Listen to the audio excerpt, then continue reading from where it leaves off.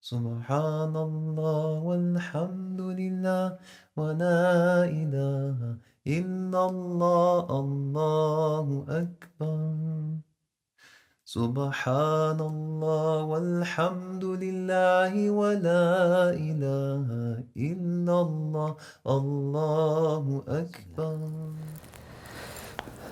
الحمد لله رب العالمين وصلى الله وسلم وبارك على سيدنا وحبيبنا وشفيعنا محمد خاتم النبيين وإمام المرسلين خير من عبد ربه حتى أتاه من ربه سبحانه وتعالى اليقين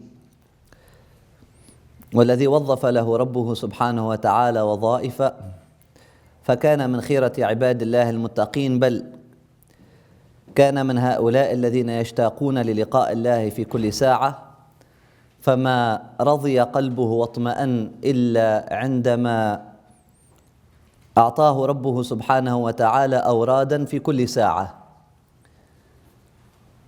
On remercie Allah subhanahu wa ta'ala qui nous a réunis ensemble, qui nous a permis de venir et de se rassembler afin de bénéficier de cette science. On remercie Allah subhanahu wa ta'ala qui nous a donné ce tawfiq, cette aptitude, cette capacité et qui nous a donné cette ouverture dans le temps, dans l'espace et qui nous a donné la santé, qui nous a donné la santé mentale, qui nous a donné la santé spirituelle, suffisamment de santé. Est-ce qu'on dit la santé, je sais pas, est-ce que m'a donné la santé spirituelle? Est-ce que m'a donné la santé mentale? Nous avons suffisamment de santé, nous sommes suffisamment bien.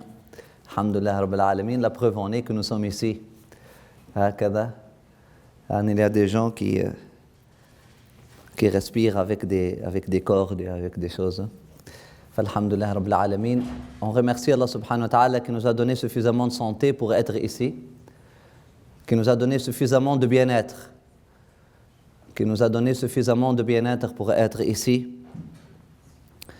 afin de remplir cette heure de notre vie, espérant avec quelque chose qu'on ne regrette pas.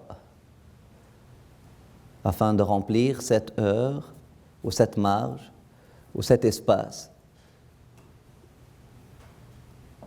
avec quelque chose qu'on ne regrettera pas, Inch'Allah. En vérité, notre vie, il a des plages horaires, il a des espaces. Et puis nous sommes là pour remplir ces espaces-là. Tu peux les remplir avec des choses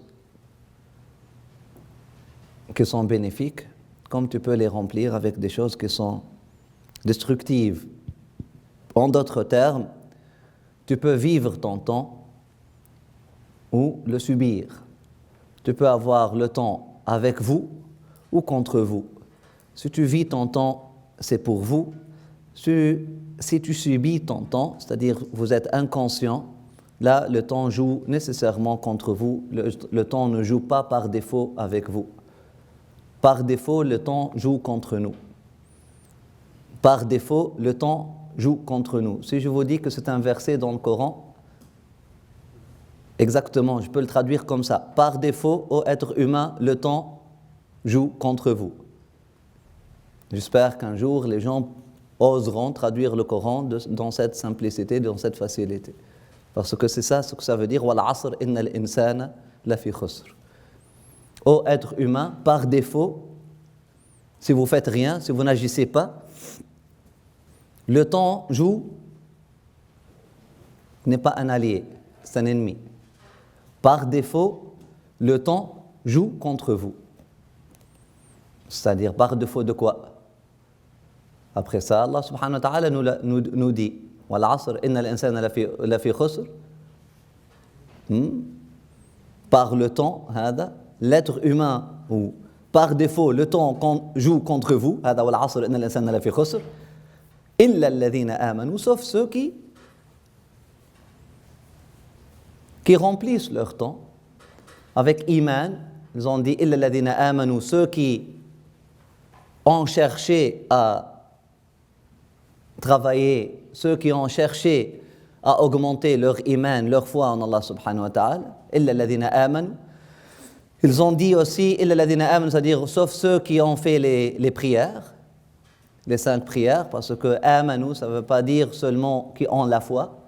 Amanu, ça veut dire qui ont travaillé pour garder, afin de préserver cette foi-là. Illa alladhina amanu. Donc, c'est ça l'activisme. Amanu wa amilu salihati, et puis qui ont agi, qui ont fait les bonnes, qui ont agi en conséquence. Wa tawasaw bil haqqi wa tawasaw bis sabr, salam alaykum, et qui ont gardé un rappel mutuel entre eux, et qui ont préservé cette perméabilité entre eux et entre elles. Donc, ils se trouvent confortables pour conseiller et accepter le conseil. Tawasaw bil haqq wa tawasaw bis sabr. Sinon, par défaut, c'est-à-dire par défaut de ces choses-là, le temps joue contre nous. Donc il faut remplir notre temps avec une de ces choses-là. Ou bien iman, c'est-à-dire salat ou dhikr, rappel, récitation de Coran, amilu salihati, ou bien faire quelque chose qui est bénéfique, c'est ça salihat. Salihat, c'est-à-dire visiter quelqu'un qui est malade, déneiger les voitures de tes voisins. Vous réveillez le matin, vous êtes très paresseux, vous êtes très paresseuse, il y a quelque chose à faire. Vous pouvez, wallahi, imaginer vos voisins, vos voisines, s'ils se réveillent, si elles se réveillent, trouvent que leurs voitures sont, masha'Allah, alhamdulillah, déneigées. Wallahi, juste imaginez leur... Allahu Akbar. Wallahi, tu veux que les gens disent alhamdulillah, ils vont le dire. Même les athées, je te promets. Je te promets, même une personne athée, si elle trouve sa voiture, surtout après un gel, surtout après... ils vont dire alhamdulillah, ils ne vont pas dire qui a nettoyé ma... Non, personne ne va le dire. Quelque chose, pour ceux qui veulent faire quelque chose de bénéfique, réveillez-vous le matin, cherchez une activité, cherchez quelque chose, trop paresseux, vous ne trouvez pas quelque chose dans laquelle vous vous engagez, voilà, vous pouvez le faire. Une activité assez simple, si simple que ça, elle peut vous donner beaucoup. Elle peut vous donner beaucoup. Khalas. Vous n'avez pas besoin de lever une pancarte. Hey, by the way, I'm Muslim. That's Islam telling me to do that. Non, tu n'as pas besoin de le faire. Tu n'as pas besoin de... Hey, je suis musulman, c'est pour ça. Non, recrutez personne, s'il vous plaît. Nous avons suffisamment de musulmans. Alhamdulillah, si on peut gérer le nombre que nous avons, na'am rabbi, ne cherchez pas à convertir les gens. Soyez des bonnes personnes, alhamdulillah rabbil alamin. Si on veut que les gens disent alhamdulillah. Nous vivons dans une époque où les gens juste ont besoin de dire les gens sont en colère contre Dieu. On veut les faire, on veut guérir et faire guérir les gens de cette colère-là. Laissez les gens disent Wallahi mazal fi dunya khir. Il y a toujours de bien dans ce monde-là, de mal. Alhamdulillah. Si vous arrivez à donner ce message-là à un être humain, parce que c'est ça le début de beginning of guidance, c'est ça le début de la guidance. Le début de la guidance, c'est dire Alhamdulillah. إلا الذين آمنوا وعملوا الصالحات هذا عملوا الصالحات sont engagés dans le bien. Je vous ai donné un exemple si simple, si ridicule, mais que personne ne le fait. وعملوا الصالحات وتواصوا بالحق وتواصوا بالصبر, et sinon qu'ils remplissent leur temps avec une ibada ou avec une action bénéfique ou avec un conseil, avec le conseil.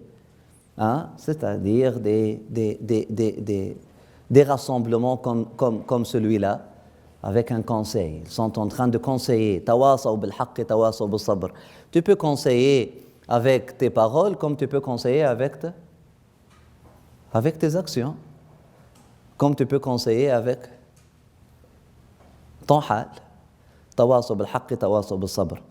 وعليك بعمارة أوقاتك بوظائف العبادات حتى لا تمر ساعة من ليل أو نهار إلا وتكون لك فيها وظيفة من الخير تستغرقها بها فبذلك تظهر بركات الأوقات وتحصل فائدة العمر ويدوم الإقبال على الله تعالى وينبغي أن تجعل لما تتعاطاه من العادات كالأكل والشراب والسعي للمعاش أوقاتا تخصها واعلم أنه لا يستقيم مع الإهمال حال ولا يصلح مع الإغفال بال. هذا ce paragraphe-là doit être mis خلاص partout, vraiment en or. Tu dois vivifier ton temps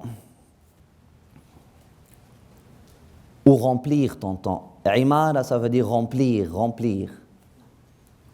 Ça veut aussi dire vivifier. On est à la page 29, chapitre 7. 5. Ajib. Pourquoi j'ai dit 7? Je l'ai lu en arabe. C'est 7. C'est 7, le chiffre arabe. Le chiffre des Indiens. Chiffre classique. Dans ce livre-là, 7, c'est comme ça. Chapitre 5. Des dévotions régulières. Tu dois vivifier ton temps par des actes de dévotion de façon qu'il ne se passe pas de période, de nuit comme de jour, qui ne soit pas utilisé à quelque bonne action. Tu dois remplir ton temps par des actes de dévotion. Actes de dévotion, nous avons dit tout à l'heure, ce n'est pas seulement prosternation ou lecture de Coran ou récitation de Coran ou acte de dévotion, l'essentiel que vous êtes dévoué. Acte de dévotion, je dirais conscience. Conscience. Acte qui vous aide à rester conscient. Parce que par défaut, tu tombes dans... Et lorsque tu tombes dans l'inconscience, tu deviens en mode passif. Tu n'es plus en mode actif. Tu commences à subir. Si tu es en mode actif, tu es en train d'agir, tu es en train de vivre les choses, parce que tu es conscient. Okay. Si tu es en mode passif, tu es inconscient, khalas, tu commences à subir les choses. Tu commences à te mettre en colère contre tout et rien. Tu commences à devenir excité avec tout et rien. Subir, ça s'appelle subir. Vivre, ça veut dire alhamdulillah. Vivre les choses, c'est-à-dire les lier à Allah subhanahu wa ta'ala. Ça vient d'Allah. Inna lillahi wa inna ilayhi raji'un. S'il y a quelque chose de bien qui leur arrive, alhamdulillah, ça vient d'Allah. S'il y a quelque chose de mal qui leur arrive, c'est la même chose. Inna lillahi wa inna ilayhi raji'un. On vient d'Allah et puis on revient à lui. Ça veut dire vivre. Subir, c'est-à-dire réagir. Devenir en colère contre les choses. Devenir mécontent contre des choses, réagir à des choses, subir, c'est le mode passif, c'est le mode inconscient. Si nous sommes inconscients, on passe au mode passif. Donc, al-imara, ça vient de Amara, le grand-père de Sayyidina Muhammad alayhi salatu wassalam, souvent connu sous le nom de Abd al-Muttalib, son nom était Amir. Amir.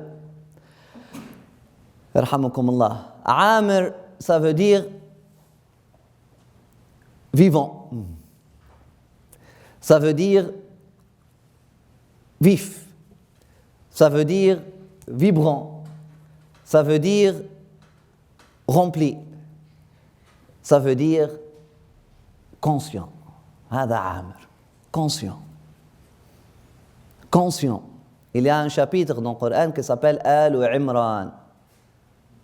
Moi, je le traduis le chapitre de la conscience. C'est un chapitre de la conscience. Le dernier verset dans le chapitre Al-Imran, c'est quoi?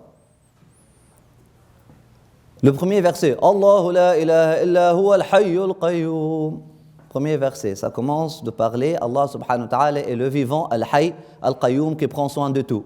Dernier verset, يا أيها الذين آمنوا اصبروا وصابروا ورابطوا واتقوا الله لعلكم تفلحون. Ça vous rappelle de quel chapitre? والعصر إن الإنسان لفي خسر إلا الذين آمنوا وعملوا الصالحات وتواصوا بالحق وتواصوا بالصبر. Al-Imran. Comment remplir? Ô vous qui ont cru ou qui ont la foi, يا أيها الذين آمنوا اصبروا. Soyez patients. معناها هذا mode passif, soyez passifs, soyez des êtres passifs. لا لا. الصبر, صبر c'est pas passivisme. La patience c'est une conscience. Et la conscience, c'est l'activisme du cœur. Combien de gens qui prétendent être les activistes d'aujourd'hui, qui en réalité sont les êtres les plus passifs. Ils sont comme un ballon. Si je jette un ballon contre le mur, le ballon revient sur ma face, est-ce que je peux dire, Wallah, c'est un activiste, c'est un ballon, barakallahu fi, il est en train d'agir? Est-ce qu'il a le choix? Il a exactement fait qu'est-ce que j'ai tracé pour lui. J'ai lancé le bal contre le mur afin que le bal me revienne. Même si ça me casse la gueule, même si ça me brise la face, même si ça me brise les dents, même si ça creve et me fait crever. Mais de toute façon, ala kulli hal, le ballon, il est dans un mode actif ou dans un mode passif? Dans un mode passif. Dans un mode actif, s'il dit « je ne subis pas ce coup, je veux le vivre, donc j'ai le choix. J'ai le choix. »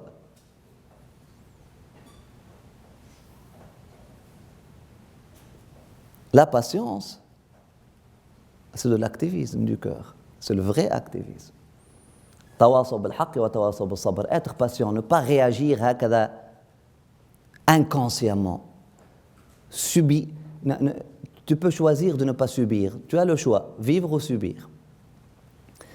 Ya ayyuhalladhina amanu isbiru, soyez patients, c'est-à-dire soyez conscients. Wa sabiru, et cultivez cette patience et cette conscience globale. Wa rabitu, et restez fermes dans vos positions. Et restez ensemble. Wattaqullah, et cherchez toujours la face d'Allah. Et cherchez toujours la face d'Allah. Ne faites pas des gestes en mode passif, en mode inconscient.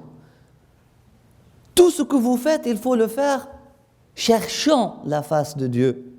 Cherchant la face de Dieu. Je cherche la face de Dieu à travers ça. Je cherche la face de Dieu à travers ça.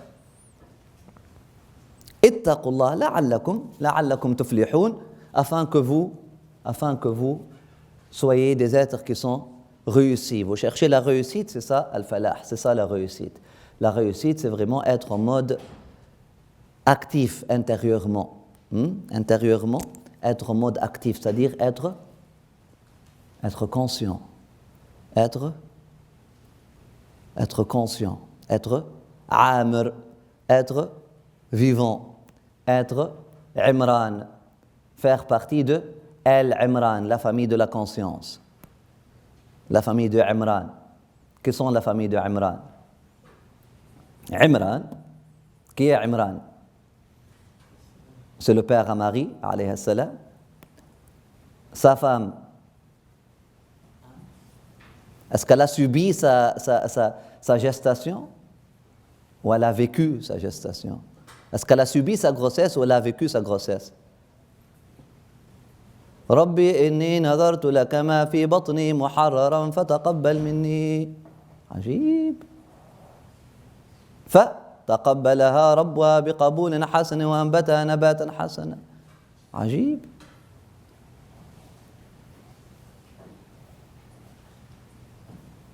Une autre femme, si elle tombe enceinte, je ne sais pas pourquoi elles disent tombe enceinte. Ala kulli hal, on dit tombe malade, on comprend, mais il faut dire elle se lève enceinte. Mais ala kulli hal, la mushaha fi l'istilah, une autre femme, si elle tombe enceinte, okay, ou elle s'élève enceinte, elle commence à penser, garçon ou fille, ok, vêtements rouges ou vêtements bleus, la peinture de la chambre, bleu ciel ou rose, وهكذا. Elle subit sa grossesse.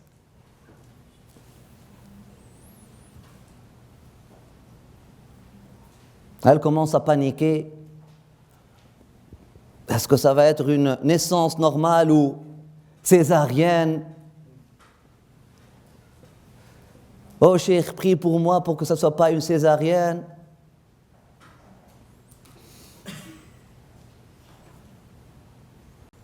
وهكذا. هذا ça s'appelle subir. Ça semble actif, hein? Mais هذا c'est la mort. Parce que, est-ce qu'elle a un choix? Est-ce qu'elle est en train de gérer la situation? Elle est en train de quoi? De réagir, même à anticiper la réaction.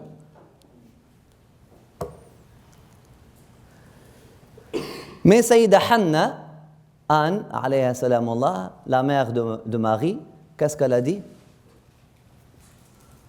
Dès qu'elle a découvert sa grossesse, Rabbi inni nadartu laka ma fi batni muharrara.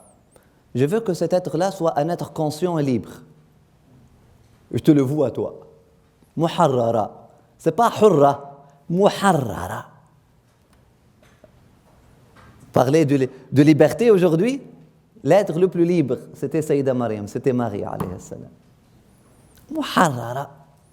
Parce que sa mère était hurra, était une femme libre. On parle des femmes libres aujourd'hui, des hommes libres.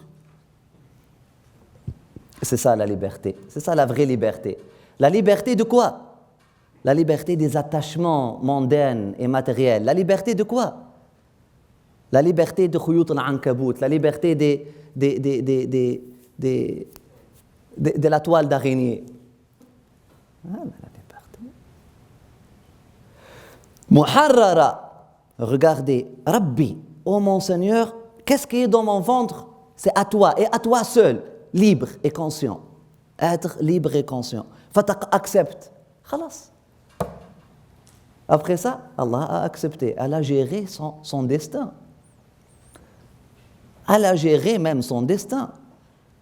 Elle est en mode actif. La prière, c'est un dialogue avec celui qui fait les choses. Vous êtes en train de...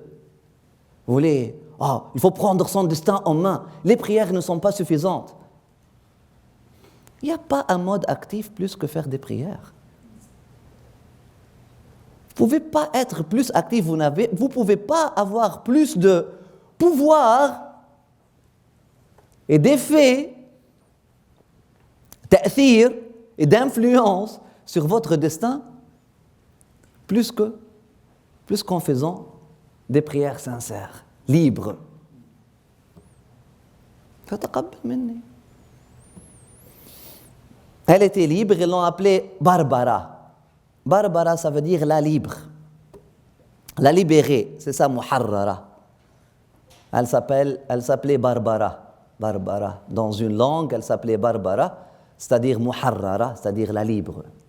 La libérée, la libérée. Barbara, c'est-à-dire la libérée. Dans une autre langue, Barbara, c'est-à-dire Barratun Barra. Elle est la pieuse, hein, doublement pieuse, la pieuse interne et externe. Elle est barra fi qalbiha wa barra fi zahiriha, zahiran wa batina.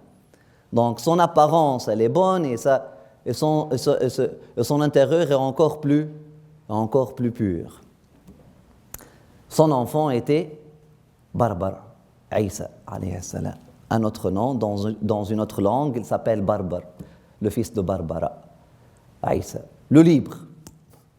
Il a été libéré même des causes normales de naissance, une progression dans la liberté.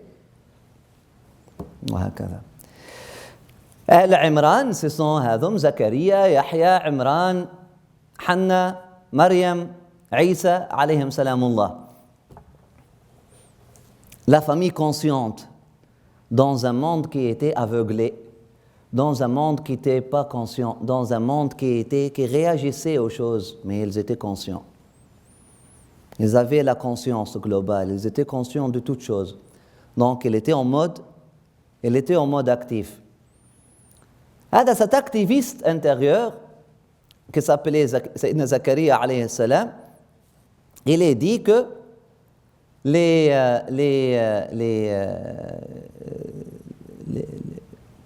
zélotes sont venus à lui avec leurs épées pour lui dire on veut aller combattre les Romains.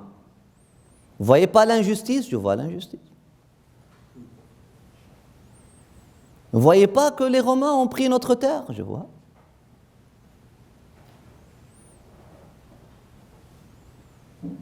C'est quoi votre plan? Venez travailler avec moi. Je suis un menuisier. Venez travailler avec moi. On va faire bâtir des maisons. On va faire bâtir des belles choses. Je suis en train de faire des choses pour le temple. Est-ce que vous venez travailler avec moi? On vous dit que nos frères sont tués, nos sœurs sont... Et puis vous dites, venez bâtir quelque chose. Si vous réussissez pas, il leur a dit, si vous pouvez pas jouer avec le bois, hein, si je peux pas vous faire confiance, hein, en jouant avec le bois, vous voulez que je vous fasse confiance avec le fer? Si vous connaissez pas comment gérer le bois, vous ne saurez pas comment gérer le fer. Si vous ne savez pas comment gérer la vie, vous serez encore plus incapable de gérer la mort. Parce que, oui, la mort se gère. Oui, la mort se gère. C'est quoi la religion si ce n'est pas la gestion de la mort? La religion, elle est là pour gérer la vie, gérer la mort et gérer l'après-mort. C'est la religion. Comment gérer ça? Elle te dit, tu dois vivifier ton temps par des actes de dévotion, par des actes de conscience, par un mode conscient, de façon qu'il ne se passe pas de période de nuit comme de jour qui ne soit pas utilisée à quelque bonne action. C'est-à-dire, de façon qu'il ne se passe pas de période de nuit comme de jour là où vous êtes hypnotisé, là où vous êtes hypnotisé par les choses, là où vous êtes en mode réaction, là où vous êtes en mode passif. C'est ainsi que la baraka se manifeste dans le temps. Cherchez la baraka. C'est ainsi que la baraka se manifeste dans le temps. C'est quoi la baraka? La baraka, littéralement, ça veut dire lorsque le ciel se joint à la terre. Baraka, fil istilah, ça veut dire, baraka dans l'usage arabe, ça veut dire la multiplication, l'effet multiplicateur, l'effet exponentiel, l'effet multiplicateur. Baraka, si on trouve la baraka, par exemple, lorsque d'habitude on mange seul, chacun mange dans son plat, et puis on veut un deuxième, et un troisième, et un quatrième. Et là, si on va en Somalie, par exemple, où nous sommes invités par une famille yéménite ou quelque chose comme ça, puis nous mangeons par terre ou nous mangeons dans un seul plat, on remarque, vous le remarquez, que c'est la même quantité de nourriture qui ne serait même pas suffisante pour 3 personnes. Là, nous sommes 8 personnes autour du plat, et nous mangeons, bismillah, et ça en reste. Ça reste, ça y reste, le plat est toujours là. Il y a un effet multiplicateur, on appelle ça baraka. Baraka, lorsque vous, normalement, ça donne ce résultat-là, la baraka dans le temps, lorsque normalement vous êtes capable de lire 10 pages par heure. Mais subhanallah, vous avez eu la baraka dans le temps que cette heure-là en particulier, vous avez pu lire 30 pages ou 40 pages. Baraka. Baraka, c'est l'effet multiplicateur. Ça existe. La baraka, est-ce que ça existe? Ça existe. Même Einstein nous en parle. Ça existe, la baraka. Le temps est relatif. Hein? Le temps est relatif. On ne le vit pas de la même façon. L'heure pour vous, ce n'est pas l'heure pour moi. 5 minutes pour vous, ce n'est pas 5 minutes pour elle. 5 minutes pour lui, ce n'est pas 5 minutes pour lui. Hein? Le temps n'a pas la même valeur. Le temps n'a pas la même valeur. Hein? Il te dit, c'est ainsi que la baraka se manifeste dans le temps. Lorsque vous êtes organisé, lorsque vous êtes conscient. Pourquoi? C'est quoi la baraka? La baraka, ça vient par l'effet multiplicateur. L'effet multiplicateur, ça vient de qui? Ça vient d'Allah subhanahu wa ta'ala. Ça vient des anges. L'opposé de la baraka s'appelle comment? Perte. Hein? Fuite. Ça vient de qui? Ça vient de Satan. Et là, Satan, il est là où vous êtes inconscient. Dans les minutes d'inconscience, les heures où vous êtes inconscient, vous ne pensez pas, vous n'avez pas un plan, vous n'êtes pas en mode actif avec Allah subhanahu wa ta'ala, vous êtes hypnotisé. Du coup, vous êtes hypnotisé par qui? Vous êtes hypnotisé par Shaitan. Dès que vous êtes sur votre téléphone et puis vous ne savez pas pourquoi vous êtes sur votre téléphone, vous avez même pris votre téléphone dans la main sans penser. Je dis là je vous surprends, puis je vous invite à vous attraper. Et pourquoi je l'ai maintenant? C'est quoi mon plan?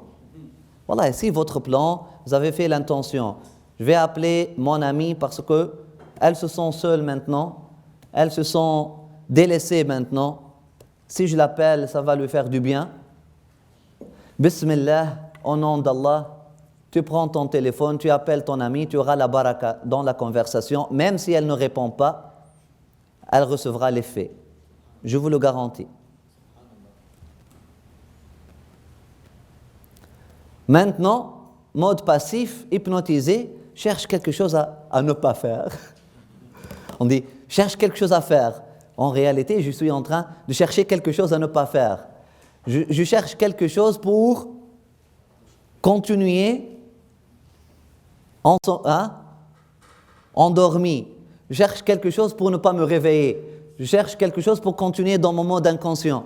Je peux chercher n'importe quoi. Je peux trouver quelque chose. Je commence comme ça à manger, comme juste manger à boire. Commence à regarder mon téléphone. Puis là, je ne sais même pas pourquoi. Je regarde mes contacts. Regarde mon Facebook. D'aller en page en page. Surtout avec ces choses-là, les téléphones intelligents. Inch'Allah, ils sont très intelligents, nous faire hypnotiser. Bismillah. Puis là, on ne sait pas. Qu'est-ce que tu fais? Rien. Rien. Après ça, il n'y a pas de baraka dans mon temps, mais bien sûr. Parce que vous avez donné votre temps à qui? Vous avez donné votre temps à votre ennemi afin de le gérer. Donc, c'est sûr, il y a une fuite. L'opposé de la baraka, c'est la fuite. C'est la fuite qui est causée par Shaitan, al-a'yadhu billah. La baraka, c'est l'effet multiplicateur que Allah subhanahu wa ta'ala donne avec ses anges. C'est ainsi, il te dit que la baraka se manifeste dans le temps. Lorsque tu es en mode conscient, lorsque vous êtes en mode actif, lorsque vous êtes en train de vivre votre vie, vous n'êtes pas en train de la subir. Que la vie devient profitable et que la progression vers Dieu, exalté soit-il, est constante. Tu dois affecter des périodes de temps spécifiques à tes activités habituelles, telles que manger, boire et travailler pour gagner ta vie. Tu dois affecter des périodes de temps spécifiques à tes activités habituelles. Je mange à 7 heures. Je mange à 4 heures, une fois par jour. Alhamdoulilah. Je mange 2 fois par jour, une à 8 heures, l'autre à 7 heures. Et s'il dit, mais allez, 3 fois par jour, mais...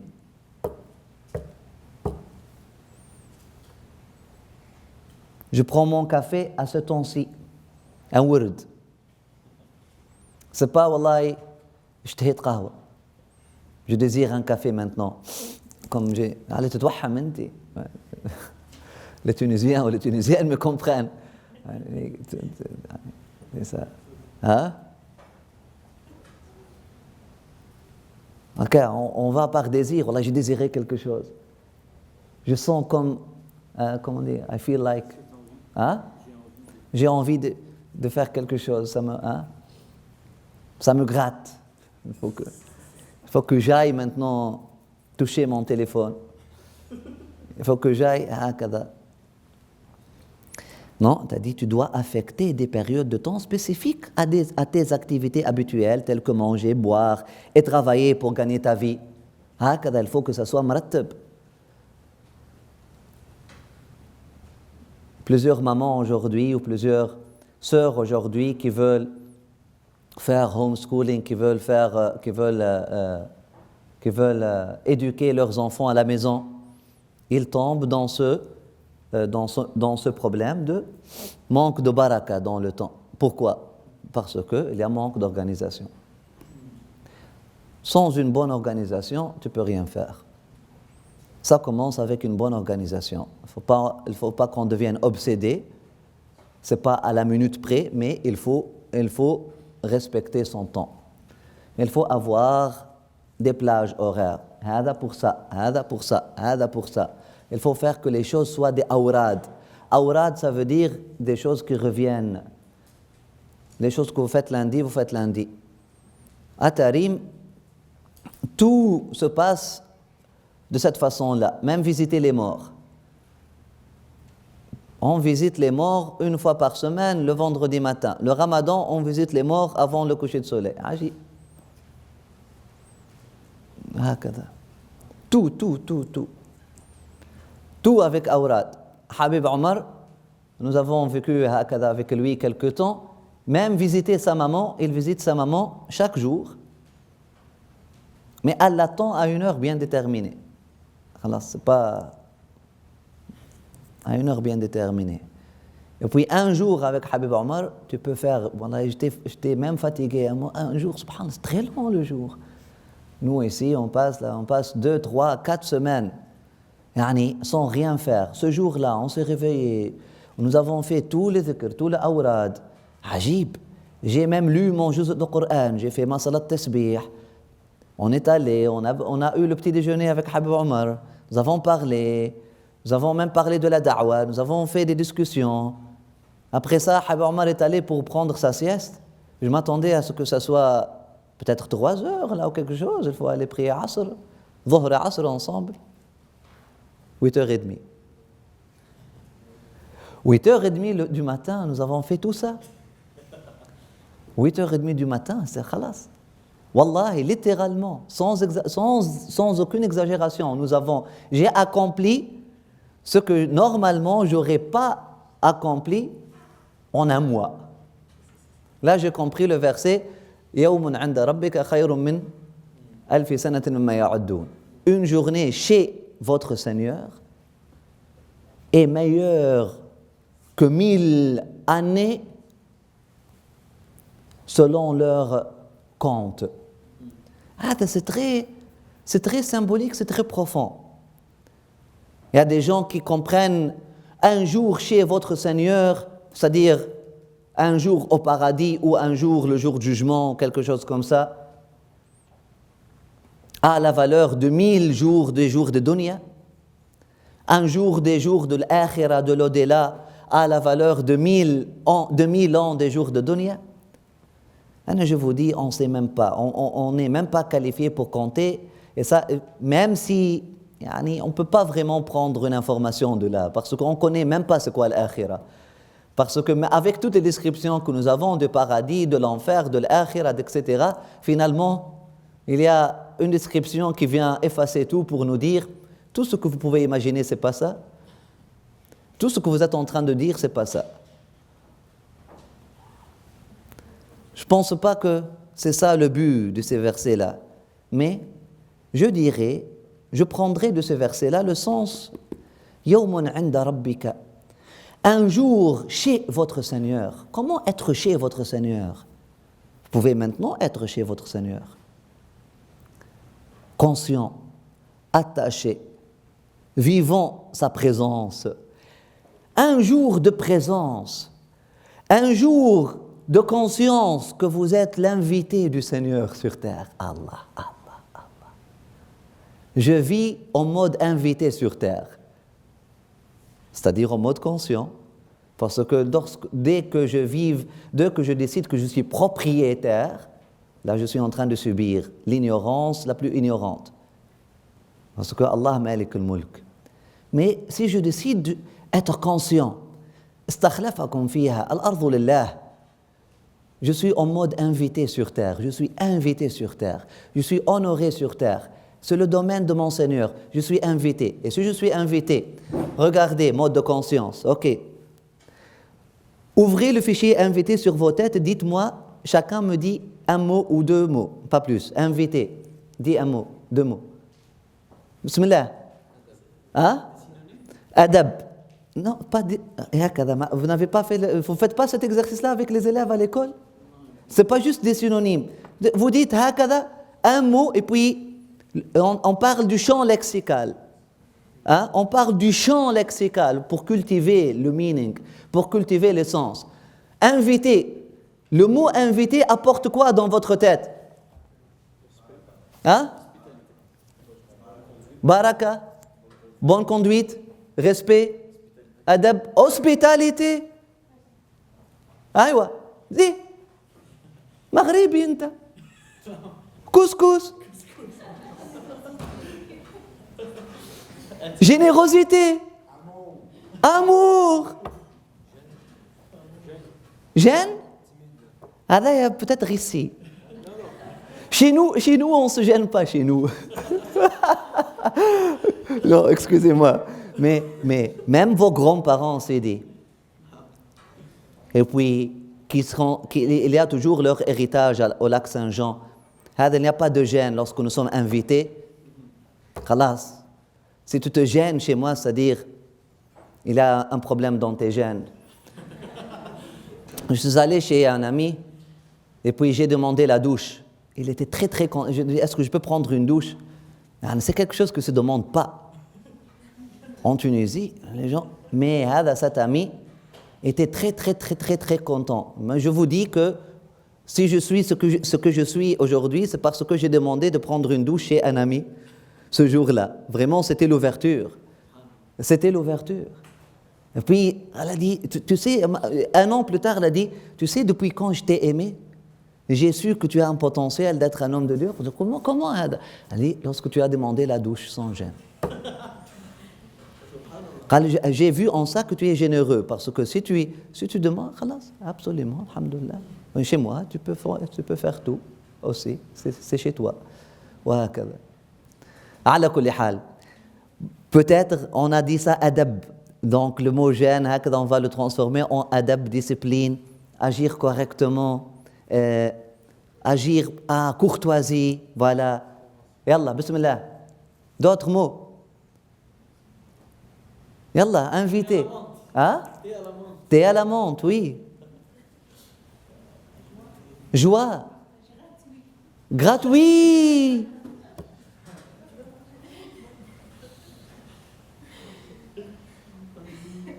Oui. Partage, oui. Fraternité.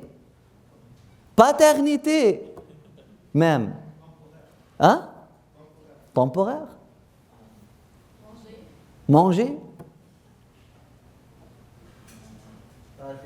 Hein? Tagine.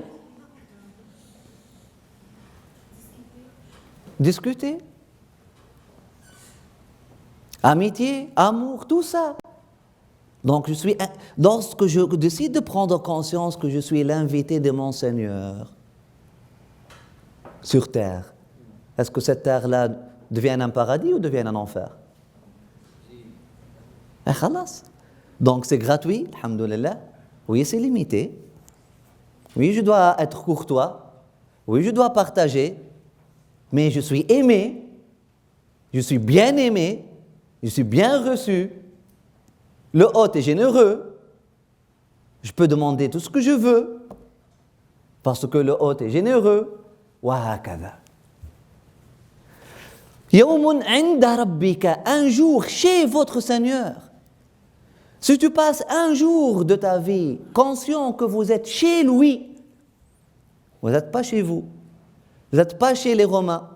Vous n'êtes pas chez les Arabes. Vous n'êtes pas chez les races noires, brunes, blanches, multicolores. Vous êtes chez lui. عند ربك. في مقعد صدق عند مليك مقتدر. Vous êtes assis dans un autre verset, Allah subhanahu wa ta'ala dit في مقعد صدق عند مليك مقتدر, sur un fauteuil, je dirais, ou un siège de sincérité. De sincérité. De confiance. Inviter, ça veut dire quoi aussi? Confiance. Tout ça ensemble. Donc, un jour en mode conscience équivaut 1000 années en mode, est meilleur que 1000 années en mode. Un jour que tu vis to the fullest, un jour que tu vis pour du vrai est meilleur que 1000 ans que tu subis, que tu subirais. وهذا المعنى يوم عند ربك خير من 1000 سنة مما يعدون. هذا عادل te dit, bismillah, tu dois affecter des périodes de temps spécifiques à tes activités habituelles telles que manger, boire et travailler pour gagner ta vie. Alors, il faut que ça soit, il faut que les choses soient planifiées, il faut que les choses soient. C'est pas je désire, non, en mode conscient. Sache qu'aucun état n'est sain s'il y a négligence et que nulle fin ne peut être bonne s'il y a insouciance. خلاص, la phrase هذه الضربة القاضية هذه c'est le coup. Si ce coup-là ne fait pas tuer ton nafs, je ne sais pas qu'est-ce qui va tuer ton nafs. خلاص, tu prétends être mouride ou serviteur de Dieu, surtout les mourides, les disciples d'aujourd'hui. Il fait dhikr, il lit tout le Coran en 3 jours, après ça il abandonne pour 3 ans. Et khalas, je sens dans un état de khushu' maintenant, khalas, il commence à faire dhikr. Après ça, wallahi, j'ai faim, il va boire et manger sans contrôle. Non. Sache qu'aucun état n'est sain s'il y a négligence et que nulle fin ne peut être bonne s'il y a insouciance.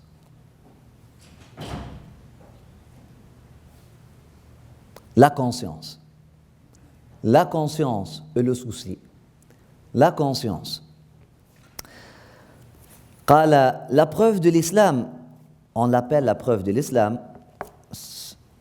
Il n'y avait pas une seule personne qui s'appelait la preuve de l'islam, mais ala kulli hal, la preuve de l'islam, hujjatul islam.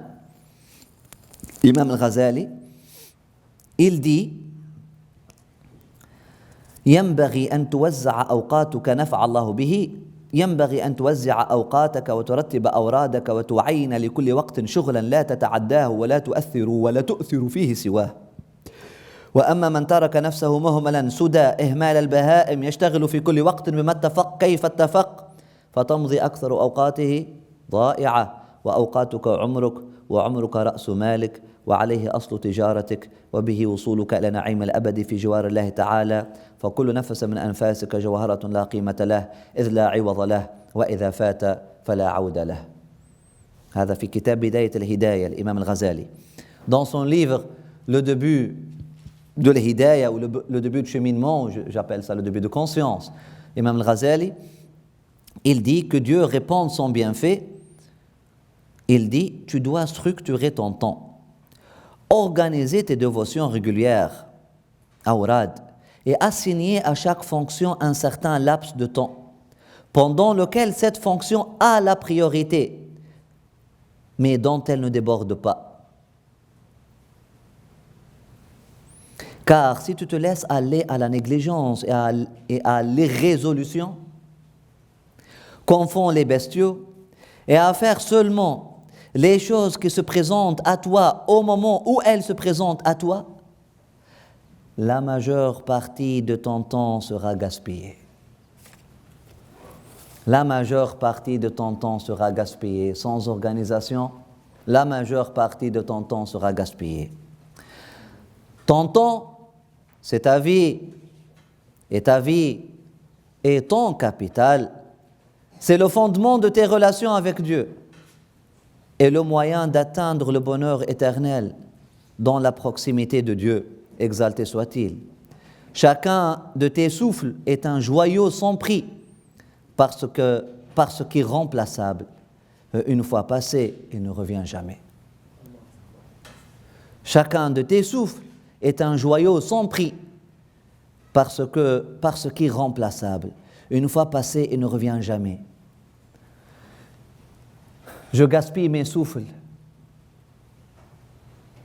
En faisant quoi? Je gaspille mon temps dans ce mode d'inconscience faisant quoi? Inconsciemment, je gaspille ma vie en mode réaction. Je réagis aux choses. Mécontent, jusqu'à ce que le mécontentement devienne une religion. Plusieurs aujourd'hui musulmans se pensent musulmans, mais leur vraie religion c'est le mécontentement. الزعف خلاص هكا قولوا احنا مسلمين نقول لا سيدي انت من الزاعفين. Tu n'es pas من المسلمين encore, tu es من الزاعفين, tu es زعفان. خلاص mécontent de tout. يلعن باباه وش بيهم؟ فلان يلعن باب وكلهم يلعن باباهم حتى ولده زاد يلعن باباه هاك لعنت روحك ايش عملت عاد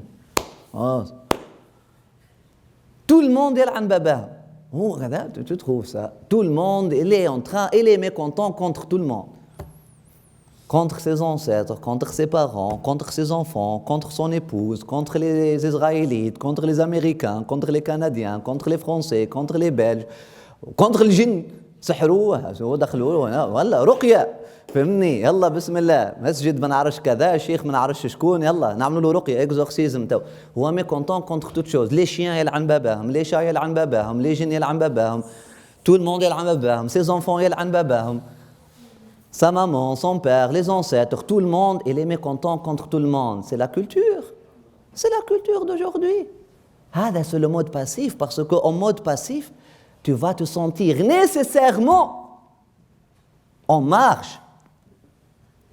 Nécessairement, tu vas te sentir abusé parce que tu t'es fait abuser. Nécessairement, tu vas te sentir mal aimé. Inévitablement, tu vas te sentir que tout le monde sont contre toi. Toutes les choses sont contre toi. Tu vas commencer à te mettre en colère contre toutes les choses. Je veux fermer la bouteille, elle ne se ferme pas. بابا هذه وكذا يلعن بابا وكلهم خلاص كلهم نلعن لهم باباهم هكذا c'est comme ça on passe notre jour on passe nos vies on passe je pense que je parle de votre père je parle de votre mère je parle de vous-même je parle de la majorité des gens que vous côtoyez aujourd'hui sont comme ça en mode réactionnel réactif contre toute chose Subhanallah, même en coupant le piment pour faire la nourriture, si ça ne se coupe pas, elle se met en colère contre le piment, elle se met en colère contre les tomates, elle ouvre la canne de tomates, elle se blesse et elle a babaha.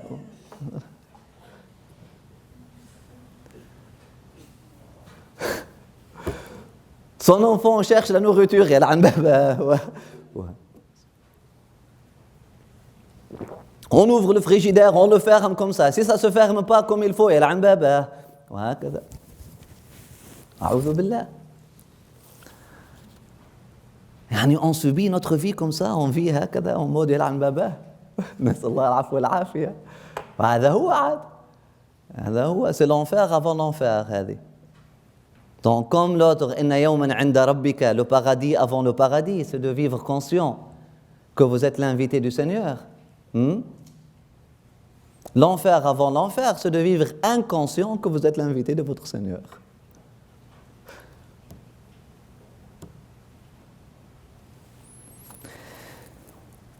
Donc, si vous ne vous organisez pas, si vous allez sentir que tout le monde sont contre vous. Khalas. Vous ne sortez pas à l'heure pour prendre votre bus pour aller au travail. Khalas, vous allez haïr le chauffeur d'autobus qui a fermé la porte juste avant que tu... Eh ben, c'est pas ça. C'est pas sa faute. Allah, il n'a pas d'empathie. Ben, il n'a pas d'empathie. Et puis votre boss qui vous attend n'a pas d'empathie, lui aussi n'a pas d'empathie. Le client qui vous attend n'a pas d'empathie, lui aussi n'a pas. Tout le monde sont contre vous, tout le monde. Le temps est contre moi. Le taxi, chauffeur de taxi qui ne vient, pourquoi tu t'arrêtes pas? Il n'arrête pas, il ne t'a pas vu. Tout le monde sont contre vous, Dieu est contre moi, Satan est contre moi. Mashour, sahrouh, miskin. Il y a une magie noire qui s'est faite contre lui quelque part dans le monde, donc il faut aller voir qu'est-ce que يحل الكتاب. Et puis il n'a pas fait la bonne ruqya, il a babah lui aussi. وهكذا سيدي. Qu'est-ce que vous faites? Passez votre vie dans ce... Là. Faites attention. Il faut faire attention. Il faut faire attention. C'est ridicule, mais c'est ça notre état. Ça fait rire. Ça fait rire. Mais ça fait pleurer. Qu'Allah subhanahu wa ta'ala nous fasse réveiller. Amin ya arham ar-rahimin ya rabbal alamin. Donc, il te dit, l'imam al-Ghazali, dans son livre Le début de conscience, barakallah fik, na'am, il te dit, Allah, tu dois structurer ton temps, organiser tes dévotions régulières. Dites Amin. Écoutez, lorsque on vous dit tu dois, هذا ماهوش c'est pas Napoléon Bonaparte هذا ولا Charles de Gaulle ولا Hitler qui est en train de vous dire tu dois. هذا c'est Raouf Rahim, il te dit tu dois. هذا ça vient de à chaque fois que Allah subhanahu wa ta'ala nous donne quelque chose tu dois, ou le prophète sallallahu alayhi wa sallam nous dit tu dois, ou un savant nous dit tu dois, c'est par amour, c'est par souci. Donc même leurs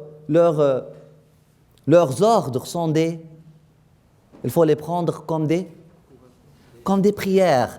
Donc dites Amin. Dites Amin. Inch'Allah ya Rabbi, Inch'Allah. Un jour, Inch'Allah. Tu dois structurer ton temps. Amin. Organiser tes dévotions régulières. Awrad. Amin. Et assigner à chaque fonction un certain laps de temps pendant lequel cette fonction a la priorité, mais dont elle ne déborde pas. Amin. Car si tu te laisses aller à la négligence, à l'irrésolution, a'udhu billah, comme font les bestiaux, a'udhu billah, et à faire seulement les choses qui se présentent à toi au moment où elles se présentent à toi, la majeure partie de ton temps sera gaspillée. La majeure partie de ton temps sera gaspillée. Ton temps, c'est ta vie, et ta vie, c'est ton capital, c'est le fondement de tes relations avec Dieu, et le moyen d'atteindre le bonheur éternel dans la proximité de Dieu, exalté soit-il. Chacun de tes souffles est un joyau sans prix, parce qu'il est remplaçable, et une fois passé, il ne revient jamais. Qu'Allah subhanahu wa ta'ala nous fasse bénéficier de ça. Homework, je vous demande d'écrire ces 2 paragraphes-là et de les laisser accrochés dans vos chambres, au moins pour 2 mois. Les 2 mois qui viennent, là. Wallahi. Puis juste lisez, relisez. Tu dois organiser. Te dis, khalas. Cherchez pas ailleurs. Il faut passer par là. Oh, je suis une personne qui n'est pas organisée. La yukallifu nafsan illa wus'aha. Commencez. Organisez-vous, comment vous réveillez, commencez aller dormir tôt. Comme m'avait dit mon épouse et mon cheikha, et ma cheikha, comment dire, elle m'a dit, comment, how did she say it? Not break the cycle. Cut your losses. يعني coupez vos pertes, يعني arrêtez, خلاص. Oui, commencez quelque part. Commencez à Sidi, équilibrer votre temps de manger, votre temps de sommeil. Hein? Commencez avec quelque chose comme ça. Commencez avec une prière, jama'a dans la mosquée, par jour. Commencez avec une prière exactement à l'heure de l'adhan. Vous ne pouvez pas passer d'un monde totalement désorganisé à un monde totalement organisé comme ça. Il faut cheminer. حفظكم الله بارك الله فيكم. La sœur a une question. Bismillah, tfadalou. Oui. Par exemple, j'ai une tâche. Oui. Je prévois que ça va prendre 1 heure. Oui. Et ça prend même 1 heure ou un peu moins. Mhm. Mais le problème, que toujours ça prend plus. Ça prend 1h30, 2 heures. Je tombe toujours sur ce problème. J'ai toujours un défaut de temps. Je dis, je vais me préparer pendant 1 heure, je prends plus. Je vais faire cette tâche dans mon travail pour 1 heure. Plus que ça, mais je sais pas, j'arrive à le faire. Si nous sommes comme ça, donc il y a deux choses à faire. Ou bien parce qu'il y a un manque de réalisme, parce que c'est une tâche normalement qui prend 2 heures, et là je lui donne juste 1 heure. Ou bien parce qu'il y a un perfectionnisme. Un perfectionnisme, l'être humain ne doit pas travailler pour le résultat. Au début, pour vous discipliner, c'est dit, j'arrive à un résultat, j'arrive pas à un résultat, je donne 1 heure, entre 1 heure et 1 heure et demie pour ce travail-là. J'essaie de le finir en 1 heure, 1 heure et demie, de la meilleure façon que possible, mais il faut avoir comme premier choix, deuxième choix, troisième choix, quatrième choix. Donc si j'arrive pas, par exemple, à faire un travail A+, un travail 5 étoiles en 1 heure, je pourrais faire ce travail 3 étoiles en 1 heure. Ou je peux faire la moitié de ce travail et revenir après ou revenir le lendemain à la même heure pour continuer ce travail-là, quelque chose comme ça. Il faut le faire de cette façon-là. Parce que le perfectionnisme, c'est ça qui nous fait généralement stagner. Hein? Et puis parfois, ou manque de réalisme aussi. Parfois, on sous-estime la tâche. Il ne faut pas sous-estimer la tâche. Mais parfois, elle est simple. Parfois, elle prend la même tâche d'une autre personne. Laver la vaisselle, j'ai vu, par exemple, laver la vaisselle, elle prend de mon épouse 5 minutes. La même quantité de vaisselle, elle prend de moi 1 heure. Sans exagération. La même quantité de vaisselle. Elle le fait en 5 minutes, moi je le fais en 1 heure.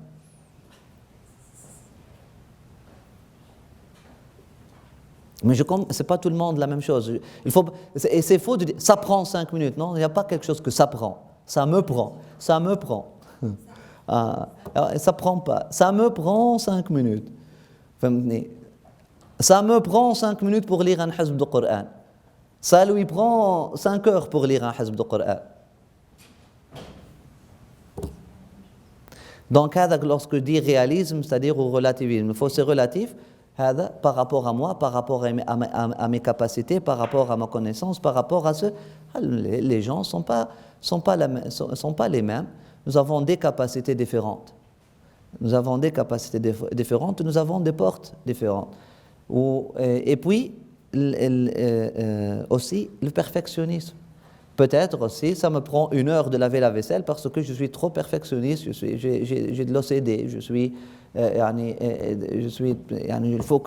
il faut que je sente chaque verre après l'avoir lavé. Mais c'est la réalité, je vous dis, je n'ai pas honte. Il faut que je le lave avec le citron, avec la citronnelle, et avec tout ce qui se passe. Il faut que ça brille, il faut que ça pas une seule goutte. C'est trop, il faut peut-être relativiser. Non, il faut comprendre que, il faut faire un compromis. un compromis. L'essentiel qu'on sorte des verres hygiéniquement acceptables pour la prochaine personne, pour le prochain usage. Ok, hein? Si j'arrive à ce compromis-là, là, ça ne va pas me prendre 1 heure. Ça ne me prendrait pas 5 minutes, peut-être. Ça me prendrait 15 ou 20 minutes. Bismillah, c'est acceptable. C'est plus هذا فهمت المعنى. الله ورسوله أعلم. Bismillah, oui. Quand vous parliez de perfectionnisme, c'est pas important dans la religion d'être un peu perfectionniste? C'est important dans la religion d'avoir l'ihsan. C'est important dans la religion de faire les choses d'une bonne façon, d'une façon acceptable, de ne pas négliger. L'ihsan, c'est-à-dire de faire les choses sans négligence. هذا ihsan, mais ce n'est pas le perfectionnisme. La différence entre ihsan et perfectionnisme, l'ihsan, on le fait pour Dieu. C'est-à-dire on le fait de façon consciente. On le fait pour l'autre. On le fait pour arriver à aider vraiment. Là, par exemple, je suis dans la mosquée. Ça s'est passé avant-hier. Nous avions la célébration de dhikr. Autour de la mosquée, c'était un patinage. Un patinoire. Le parking était un patinoire. Donc, ceux qui allaient faire le dhikr, ils risquaient vraiment de, mashallah, alhamdoulilah, on allait les visiter à l'hôpital peut-être. Vraiment, là, c'était un patinoire. Il fallait fermer c'est pas. Donc, j'ai demandé aux frères, allez acheter du sel. Ok, ou du sable, ou du gravier, quelque chose comme ça, et puis afin de... Et là, le frère est allé acheter le sel, et puis il a passé 1 heure pour faire de façon plus que parfaite, juste la partie qui est devant la mosquée. Finalement, ça n'a pas... Il aurait pu faire de façon acceptable pour arriver à un résultat acceptable, qui n'est pas fâcheux, ou dans le même laps de temps, il aurait pu faire toute la surface. Mais il a vraiment gaspillé 3 sacs de sel sur vraiment, de façon perfectionniste, pour faire juste 10 mètres carrés maximum. Perfectionnisme, c'est un mode inconscient. On le fait pour notre ego, on le fait parce qu'on est perfectionniste. On le fait par nature. Perfectionnisme, c'est une nature. C'est un trouble mental, je dis. C'est ça le perfectionnisme. Perfectionnisme, c'est je m'adore, j'adore pas Dieu. Perfectionnisme, je veux être parfait. Je veux que les choses soient exactement comme je veux. C'est perfectionniste. Ihsan, c'est-à-dire je veux faire de mon mieux afin de donner un résultat acceptable. C'est ihsan. Ihsan, c'est de ne pas être négligent. C'est ne pas être négligent. Ihsan, c'est-à-dire je te dis, ok, je te donne le sel, comme un autre frère qui l'aidait, il est allé faire à moitié khalas. T'as fini? J'ai fini. Qu'est-ce que tu as fait? Khalas, j'ai fait le sel aux alentours. Il subit sa négligence, il subit son perfectionnisme. Les deux sont en mode passif. Il subit sa nature négligente, ou l'autre, il subit sa nature perfectionniste. Les deux n'ont pas fait le job pour moi. Le dénominateur commun, ils n'ont pas pensé à ce que je sois satisfait, ou à ce qu'il soit satisfait. La même chose. Parce que si tu veux satisfaire ton boss, ou si tu veux satisfaire ton père ou ta mère, c'est-à-dire tu veux satisfaire ton Dieu. C'est la même relation. Donc, les deux ont pensé à leur propre autosatisfaction. Il était perfectionniste pour satisfaire son besoin d'être perfectionniste. C'est un besoin mental de faire les choses comme il faut. Mais c'est contre-productif. Tu comprends? L'autre, sans besoin d'être négligent, sans besoin d'être lunatique. Lunatique? Sans besoin d'être la tête ailleurs. C'est un besoin. Si tu es lunatique, ça devient un besoin mental. Comme toute addiction, comme la drogue. Être lunatique, c'est une drogue. Être perfectionniste, c'est une autre drogue. Être inconscient, c'est une drogue. N'importe quelle inconscience. C'est quoi la drogue? C'est l'inconscience. N'importe quelle inconscience. Kullu muskirin haram. Le prophète sallallahu alayhi wa sallam l'a dit. N'importe quelle chose qui te mette en mode inconscient est haram. Khalas. Kullu muskirin haram. Donc, vous comprenez un peu la nuance entre ihsan, excellence, ou ihsan, ou faire les choses de bonne façon, et chercher la perfection. Il ne faut pas chercher la perfection. Il faut chercher à servir, à bien servir, à faire de notre mieux. هذا ihsan. À ne pas être négligent. هذا ihsan. Et Allah subhanahu wa ta'ala, à force de vouloir satisfaire les autres, à force de vouloir bien faire les choses, Allah va vous donner le mot secret. C'est quoi le mot secret qu'on a appris aujourd'hui? Baraka. Allah va vous donner la baraka. Et là, vous allez peu à peu vous trouver en train de faire des pièces d'art dans un moment vraiment assez court. Parce que vous cherchez à satisfaire cette personne-là. Vous cherchez à vraiment faire la job. Vous cherchez à vraiment remplir un gap, remplir un vide, satisfaire à un besoin. Votre maman, elle veut que tu nourrisses les gens. Si tu veux, je suis perfectionniste moi, ou bien je cuisine un tagine ou شو اسمها الأخرى هذيك باستيليا ولا ما نعرف شنو اسمها. Ou bien je cuisine quelque chose 5 étoiles qui m'aurait pris 5 heures de travail au mois, ou bien je cuisine pas. Et là, les invités arrivent dans 1 heure, ya benti. Tu aurais pu faire harira. Tu aurais pu préparer les invités arrivent dans 15 minutes. Je te dis, j'ai des invités, ya benti. Ils m'arrivent dans 15 minutes. Ou votre époux vous dit, j'ai mes amis qui arrivent dans 15 minutes. Là, mode passif. Non, tu dois me dire avant, c'est pas comme ça. Panique. Ça s'appelle activisme aujourd'hui. Non, c'est mon droit d'être averti, d'être consulté. On doit prendre les décisions ensemble. C'est même pas ma décision. C'est la décision de Dieu. C'est un invité. C'est toi qui l'as invité. On peut faire quelque chose. Mais je ne suis pas prête. Tu as 15 minutes. Est-ce qu'on peut s'aider à faire quelque chose? Des dates, du lait. Alhamdulillah Rabbil Alamin. Dunya hania. T'as pas... Non, il faut que les choses soient... Non, j'ai honte, mon salon. Et puis il y a les... Je dis, allez, chez Sidi. Oui, on dormait dans le salon. Khalas, ramassez vos vêtements. Ça prend 2-3 minutes, puis on est bien. Allège. Perfectionniste, comme les femmes marocaines aujourd'hui. Nous avons un invité.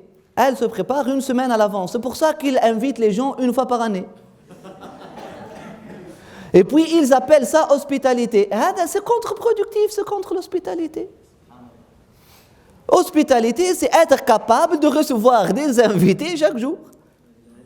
Avec le peu que nous avons. اللي عندنا نقسموه. عندنا كعبتين مقروضة قسمناهم، عندنا فم كسكسي سخناه وكليناه مع بعضنا، عندنا هكا هو. هذا هو. Il faut que mon salon soit parfait. Il faut que les cadres soient parfaits. Il faut que les draps soient bleus, ciel comme les murs. الأمر أعجل من هذا. الأمر أعجل من هذا. Le perfectionnisme, c'est pour subvenir à un besoin inconscient, délinquant de notre ego. C'est un égoïsme. L'ihsan, c'est pour subvenir ou satisfaire un besoin réel. Un vrai besoin. Un besoin réel. Il y a des gens là, il doit rompre son jeûne. Je l'ai trouvé dans la mosquée. Il n'a pas de l'argent. Il est à jeun.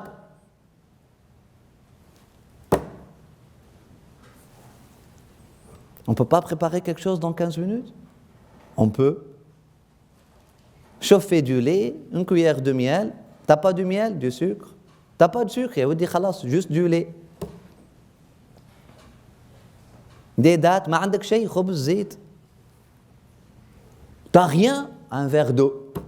Le prophète sallallahu alayhi wa sallam, il t'a dit ittaqullaha, et dans une autre version ittaqun nara walaw bi shiqqi tamra. Yaoudi, le but c'est pour vous protéger de l'enfer, ou dans un autre verset, selon une autre narration, le but c'est pour chercher la face de Dieu. Je préfère l'autre. Le but c'est pour chercher la face de Dieu. C'est pas pour faire les choses de façon impressionnante ou parfaite. C'est chercher sa face, pas ma face. صوت لي وجهي قدام الناس يا ودي مش وجهك وجهه. Ne cherchez pas ta face ou ma face, c'est sa face à lui. C'est sa face à lui. Il y a quelqu'un qui est affamé, faire les choses simples. Et les gens ne se marient pas aujourd'hui parce qu'ils sont perfectionnistes. Il a 35 ans, il est en train de... ايش بيك ما عرستش؟ يستنى في بنت مكبوبة السعادة لما تجي 35 ans علاش؟ ايش بيها وقتاش؟ il faut que ses yeux soient comme ça, sa bouche soit comme ça, ses lèvres soient comme ça, ses cheveux soient comme ça, il faut qu'elle sache cuisiner ça, il faut qu'elle s'habille de cette façon-là, et il faut qu'elle travaille, et il faut qu'elle soit marocaine, et il faut qu'elle soit du village je ne sais pas quoi, et il faut qu'elle soit berbère, et... خلاص لا يجعلك عرست. إن شاء الله تموت عازب اقعد ثم. فهمتني؟ Et l'opposé. Il faut que... perfectionnisme. هذا perfectionnisme. فهمتني؟ إحسان c'est notre affaire. إحسان c'est إحسان. إحسان c'est vraiment se protéger de la négligence. هذا الإحسان. حفظكم الله. بسم الله زيد هات. Mais donc vous dites en gros qu'il faut baisser ses standards. Il faut baisser ses standards pour arrêter d'être perfectionniste. Oui, un peu ça. Mais il faut avoir des standards réels. Il faut chercher à subvenir à un vrai besoin. Voilà, en des mots très simples. Parce que le perfectionnisme, c'est pour subvenir à un besoin qui n'existe même pas. C'est même pas un besoin. C'est pas un besoin réel. C'est un besoin de votre ego. C'est un besoin égoïste. C'est pas un vrai besoin. L'ihsan, lorsqu'il faut subvenir à un vrai besoin. C'est quoi le vrai besoin? Il faut chercher, c'est quoi le vrai besoin là maintenant? Perfectionnisme, c'est chercher mon image. Ihsan, c'est chercher la face de Dieu. Bismillah. La sœur, elle voulait? Oui, Bismillah. Salam alaikum. Je voulais vous demander de donner des conseils pour les jeunes qui, à cause des études, parfois, ils délaissent des actes surérogatoires, puis à force de juste faire l'obligatoire, on s'éloigne un peu de Dieu. Donc, juste comme au quotidien, donner des conseils. Ça revient à l'organisation du temps. L'organisation du temps, nous sommes, par exemple, lorsque nous n'avons pas des examens, j'assiste à toutes les halaqas possibles. هذا شيخ عنده حلقة j'assiste à sa حلقة. L'autre شيخ عنده حلقة j'assiste à sa حلقة. L'autre شيخ a 3 حلقة en un seul jour, mashallah ali, j'assiste à ces 3 حلقة ensemble. Je perds son temps aussi la nuit, et puis je reste jusqu'à 2h ou 3h du matin, et lorsque j'ai des examens, je laisse tout, il ne me voit même plus. Je disparais. Ça revient à ça. Pourquoi les étudiants ne font pas les actes surrogatoires? Tu les trouves, ce sont les mêmes étudiants qui, en dehors des périodes d'examen, en dehors des périodes de papier, ils sont en train de trop faire, et de façon qui n'est pas disciplinée, qui n'est pas organisée. Le conseil qu'on donne aux étudiants, ou aux travailleurs, ou aux mamans qui ont 3 enfants nourrissants, c'est le même conseil. Commencez peu à peu, organisez votre temps, la baraka va apparaître. La baraka va apparaître. Prier les 5 prières à l'heure, c'est pas rien. Et prier witr avant de dormir. Et demander que Dieu vous pardonne et pardonne les croyants. Commencez avec ça. Commencez avec ça. Et faites vos études de façon organisée. يعني idéalement c'est un peu هكذا idéaliste, Mais c'est possible. J'ai vécu avec des gens qui sont comme ça. La majorité de personnes qui sont ici, et la majorité des étudiants aujourd'hui, parce que c'est ça, on est poussé dans ce mode-là, on ne prend conscience de l'affaire que trop tard, ou assez tard. Et là, on devient en mode... On pense que nous sommes en train d'étudier 24 sur 24, mais nous sommes en train de subir le coût des examens 24 heures sur 24 heures. Et les examens, la période d'examen nous matraque. Après ça, tombe en dépression, anxiété, panique, attaque. Puis elle tremble devant le papier. Ou il ne sait pas ce qui s'est passé. Parce qu'il a subi ses études. Si nous avons travaillé de façon, c'est dit, je donne 2 heures. J'ai un sujet bien déterminé, je donne 2 heures chaque jour à ce sujet-là, et là, donc, mon rythme de vie, idéalement, ne change pas durant la période des examens. Je garde le même rythme de vie. Le rythme de vie impulsif ou le rythme de vie extrémiste, c'est le rythme de vie handicapant et c'est le rythme de vie que la modernité nous y pousse ou nous y invite. Hein? J'achète rien, j'attends les soldes. Et là, lorsque les soldes sont là, j'achète plus que nécessaire, j'achète même des choses dont je n'ai même pas besoin. Alors que le prophète sallallahu alayhi wa sallam nous a dit, n'achète rien avant que tu n'en trouves le besoin. Ah, j'ai besoin du riz, là je vais acheter le riz. Je vais le trouver. Cherche pas des soldes ou des prix. J'ai besoin du riz. Tu vas trouver plus de baraka dans votre argent de cette façon-là. J'ai besoin de chaussures, va acheter de chaussures. Tu n'as pas besoin d'aller à chaque fois perdre votre temps, chercher les soldes. Va chercher les chaussures les moins chères. On sait où on les trouve, wallah, tu vas avoir la baraka. À chaque fois, si tu as besoin de quelque chose pour de vrai, Allah subhanahu wa ta'ala va vous faciliter les choses. Vous allez trouver les meilleures choses que vous avez toujours désirées. Allah subhanahu wa ta'ala, pas seulement vous donne ce que vous voulez, il vous gâte. Il nous gâte. Pourquoi? Parce que nous sommes ses invités. Mais tant que vous prenez ou vous cherchez les choses dont vous avez besoin. Cherchez pas au-delà. Cherchez pas plus que le nécessaire. Wallahu wa rasuluhu a'lam. C'est ça le conseil, c'est il faut s'organiser, il faut dès le début de la session chercher un rythme vivable, réaliste et réel. Là où il y a tout. J'ai ma ibada, même la veille de l'examen, je la fais pas tomber. Parce que comment ça j'ai mes études. Khalas, même la veille des examens, si j'ajoute quelque chose, peut-être j'ajouterai une lecture supplémentaire ou quelque chose comme ça pour le mémoire ou quelque chose comme ça, mais pas plus que ça, vraiment. J'ai un rythme, j'ai une discipline. Il faut chercher cette discipline-là. Vraiment, je m'encourage, je m'y invite et je vous y invite. Vraiment, les choses vont changer de façon ajib lorsque vous êtes organisé. Même les pensées, tout. Sinon, si on vit au mode impulsif, même nos idées sont impulsives, même nos hals sont impulsifs, même nos états sont impulsifs, même notre état avec Allah subhanahu wa ta'ala sont impulsifs. Ou bien nous sommes très hauts, ou bien nous sommes très bas. Donc on est en train de subir les choses, les hauts et les bas de la vie. Parce qu'il y a des hauts et des bas neurologiques, il y a des hauts et des bas mentaux, il y a des hauts et des bas matériel. La vie, c'est des hauts et des bas.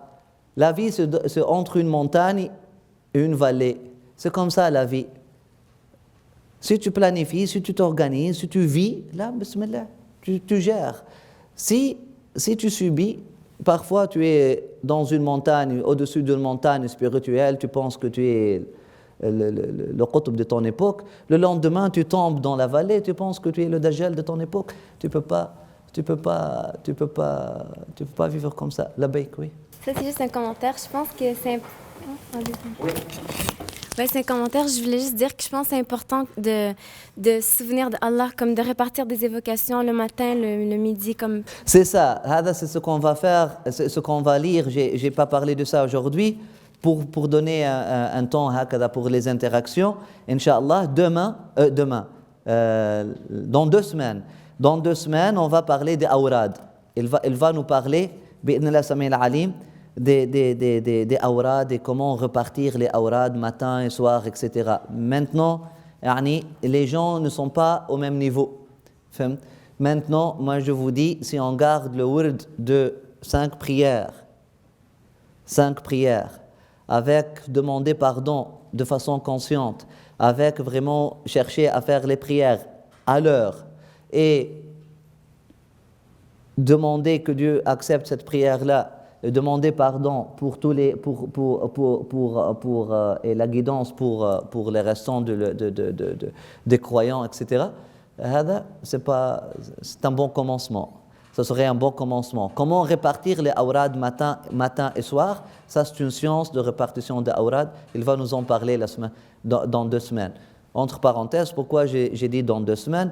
Parce que, bi'idhnillah Sami al-Alim, nous allons maintenant faire le wird comme la halaqa, elle s'appelle toujours l'essentiel, mais on va se concentrer 1 semaine sur ce qu'on appelle la foi et la voie, donc la discipline, la purification du cœur, comment, ce qu'on appelle l'hikmah, comment prendre notre mission, comment être conscient, etc., comment marcher, comment cheminer vers Dieu, et 1 semaine sur vraiment l'essentiel, ce que nous avons appelé de la loi, c'est-à-dire comment faire ses prières, comment faire son wudu de façon correcte,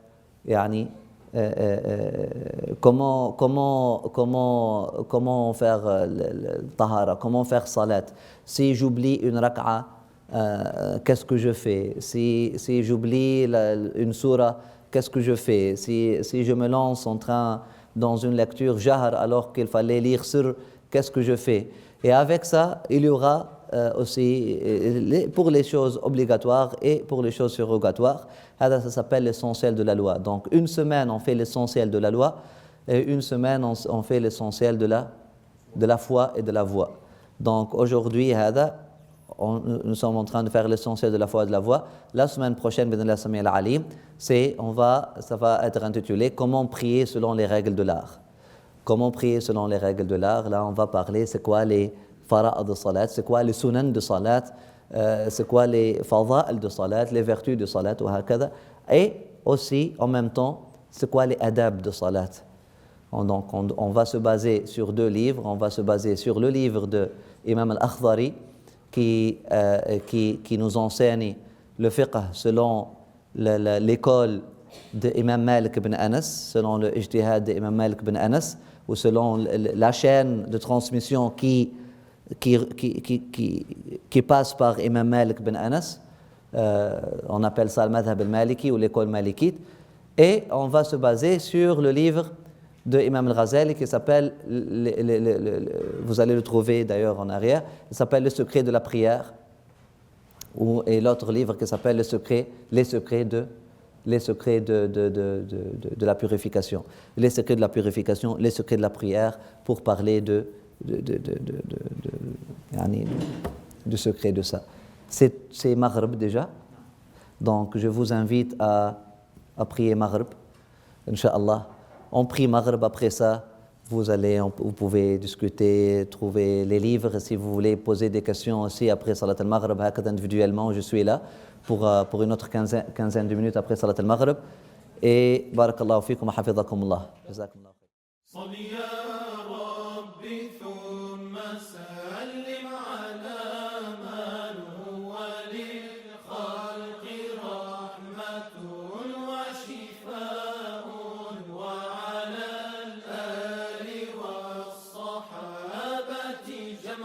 جمعا ما تزايد